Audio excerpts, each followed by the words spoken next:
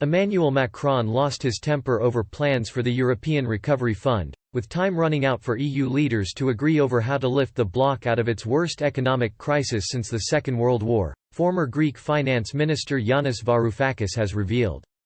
Mr. Varoufakis said French President Emmanuel Macron got angry at Dutch Prime Minister Mark Rutte for demanding France carry out sweeping economic reforms to its pension system.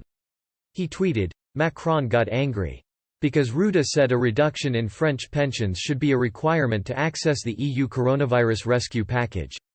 Time is pressing on for Brussels member states to reach a deal on proposals for a long-term budget and a stimulus plan ahead of a EU summit later this week.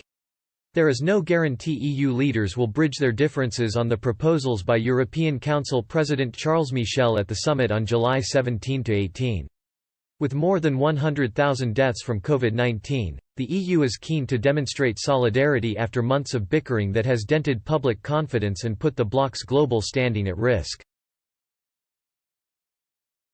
Mr. Macron has repeatedly reiterated his position that a deal on the EU budget and recovery fund could be found at the July summit.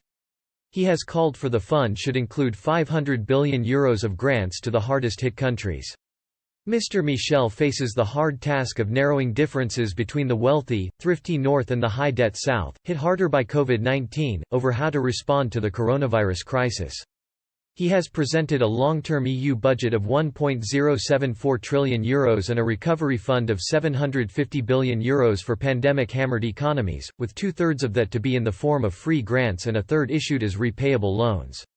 But the Netherlands insists on conditioning access to the funds on economic reforms, something southern countries like Italy and Spain are eager to avoid.